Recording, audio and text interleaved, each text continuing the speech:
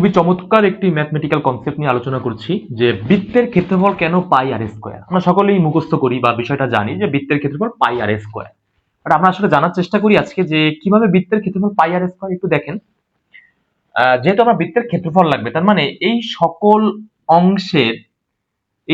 অংশটুক মানে বৃত্ত দ্বারা আবদ্ধ সকল অংশটুকের ক্ষেত্রফল কত, সেটাই তো আমরা আসলে চাচ্ছি, তাই না?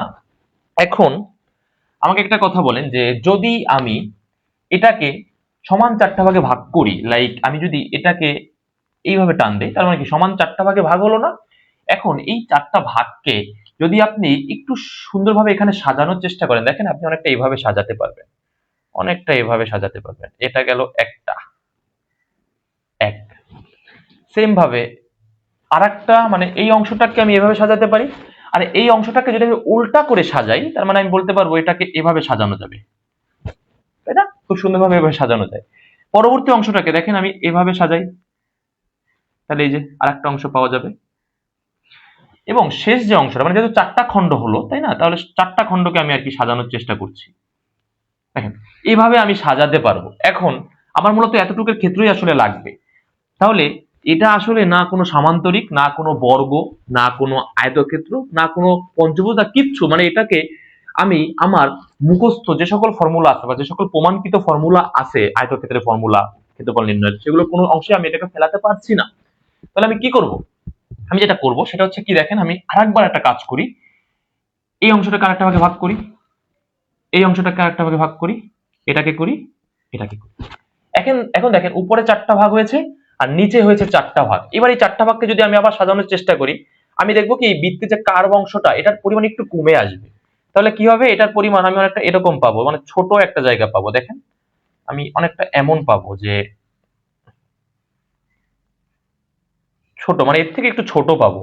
তারপরে আরেকটা পাবো, দুইটা, তিনটা, চারটা, পাঁচটা, ছয়টা, সাতটা, আটটা।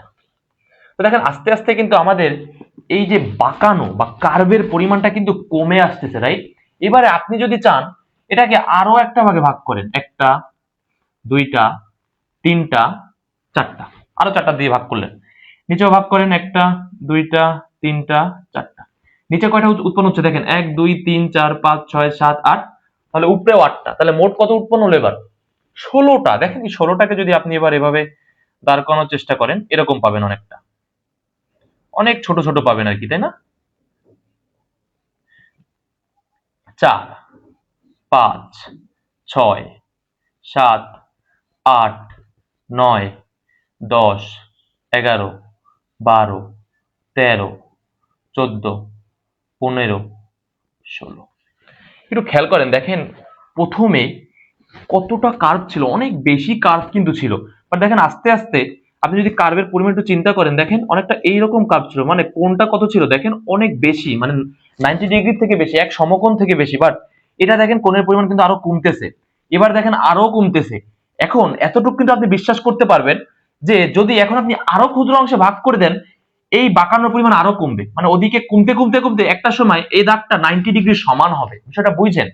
আর যত এই ভাগ বাড়বে, যত এই পরিমাণ বাড়বে, তত এই কার্ভের পরিমাণও কিন্তু বাড়তে থাকবে। কারণ কি, যদি আপনি একটা বৃত্ত যদি এমন হয়, এটাকে যদি অনেক ক্ষুদ্র অংশে ভাগ করে ফেলেন, 1, 2, 3, 4, 5, 6, 7, 8, এভাবে যদি অনেক ক্ষুদ্রাংশে ভাগ করেন, দেখা যাবে কি যে যখন আপনি এবার স্থাপন করা শুরু করবেন, দেখা যাবে কি এই কার্ভ অংশটুকু আর বৃত্তের নেই, এটা সোজা অংশ হয়ে গেছে। তার মানে আমি এটাকে আরো কোটি কোটি ক্ষুদ্রে ক্ষুদ্রে ভাগ করতে পারি, অনেক ক্ষুদ্র অংশে, অনেক ক্ষুদ্র অংশে ভাগ করতে পারি। যেমন এটাকে ভাগ করেছি আমি, এটাকে আরো 3-4টা অংশে ভাগ করতে পারি। মানে বেসিক ওয়েটা হচ্ছে এইটা, এই ওয়েতেই আসলে আসে।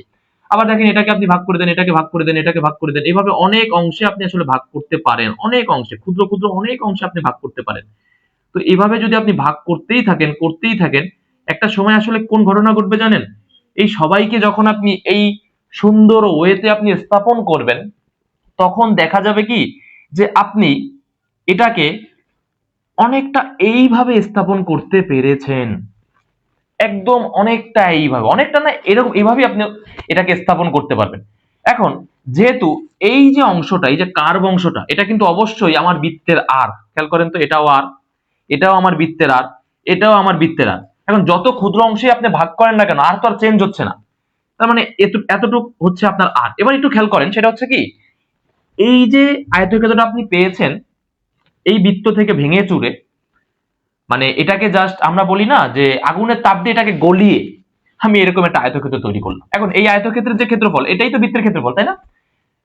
এখন যদি বৃত্তের আকৃতি অনেক বড় হয়, তাহলে অনেক বড় আকৃতির একটা আয়তক্ষেত্র তৈরি হবে, অনেক বড় আকৃতির একটা দৈর্ঘ্য পাওয়া যাবে। বৃত্তের আকৃতি যদি অনেক ছোট হয়, অনেক ছোট আকৃতির একটা আয়তক্ষেত্র তৈরি হবে। বাট এই আর তো অনড় থাকবে, আর তো আরই থাকবে, তাই না? এই আর কিন্তু আরই থাকবে। আর বৃত্তের আকৃতির উপর ভিত্তি করে, সাইজের উপর ভিত্তি করে এই দৈর্ঘ্যের পরিমাণ বাড়বে, তাই তো? এই দৈর্ঘ্যের পরিমাণ কিন্তু অনবরত বাড়তে থাকবে, কিন্তু আমি কিন্তু এই বৃত্তের সাপেক্ষে এটাকে তুলনা করছি। তাহলে সেই দৃষ্টিকোণ অনুযায়ী আমরা যদি একটা বেসিক কথায় দাঁড়াই, সেটা হচ্ছে কি, এখানে যে দৈর্ঘ্যটা রয়েছে আমার আয়তক্ষেত্রের যে দৈর্ঘ্য, আপনি যদি 3.1416 এর সাথে যেই বৃত্তের ক্যালকুলেশন করছেন বা যেই বৃত্তের ভাঙাচোরা আপনি করছেন, সেই বৃত্তের আর কে যদি আপনি গুণ করেন, সেটা বুঝছেন, মানে 3.1416 দ্যাট মিনস পাই, পাই এর সাথে যদি আপনি আর কে গুণ করেন, তাহলে ওই বৃত্ত দিয়ে যেই ক্ষেত্রটি গঠন করা যায় সেই ক্ষেত্রের দৈর্ঘ্য কিন্তু পাওয়া যায়, তাই না? এবার বৃত্ত যদি বড় হয় তাহলে দৈর্ঘ্য বড় হবে, এবং ওই বৃত্তের আরো তো বড়, তার মানে, তাই না? তাহলে ওই আর এর সাথে আবার 3.1416 গুণ করলে বা পাইকে গুণ করলে আপনি সেই বৃত্ত দ্বারা গঠিত যে আয়তক্ষেত্র পাবেন, সেই আয়তক্ষেত্রের দৈর্ঘ্য পাওয়া যাবে। তাহলে এই বৃত্তা মানে এই বৃত্ত অনুযায়ী এই যে আয়তক্ষেত্র আমি পেয়েছি, এই আয়তক্ষেত্রের দৈর্ঘ্যটা কি আসলে আমি বলতে পারবো যে 3.1416 গুণ আর, দ্যাট মিনস পাই গুণ আর। তার মানে এটা হচ্ছে আমার দৈর্ঘ্য, এটা হচ্ছে আমার দৈর্ঘ্য, এটা হচ্ছে আমার প্রস্থ। তাহলে দেখেন, এটা যদি আয়তক্ষেত্র হয়, আপনি বলতে পারবেন আয়তক্ষেত্রের ক্ষেত্রফল, মানে আপনি একটা সূত্রে বা দাঁড়াতে পারবেন। এত সময় তো আপনি সূত্রে দাঁড়াতে পারছিলেন না, এই এই ক্ষেত্রে কোনো সূত্রে দাঁড়াতে পারেননি, এখানে পারেননি, এখানে পারেননি, বাট এখানে এসে দেখলেন আপনি একটা সূত্রে দাঁড়াতে পারছেন, যে সূত্রটা কি, আয়তক্ষেত্রের ক্ষেত্রফল। আয়তক্ষেত্রের ক্ষেত্রফল। তাহলে আয়তক্ষেত্রের ক্ষেত্রফলটা আসলে কত? দৈর্ঘ্য গুণ প্রস্থ। তাহলে দৈর্ঘ্য হচ্ছে আমার পাই আর, আর প্রস্থ হচ্ছে আমার শুধু আর। তাহলে ফাইনালি এখান থেকে আমি ক্যালকুলেশন করে পেয়ে যাব পাই আর স্কোয়ার। তো এটাই হচ্ছে আমার বৃত্তের ক্ষেত্রফল, যেটা নিয়ে আমাদের আজকের কথাবার্তা। তো এভাবেই কিন্তু বৃত্তের ক্ষেত্রফলটা আসে।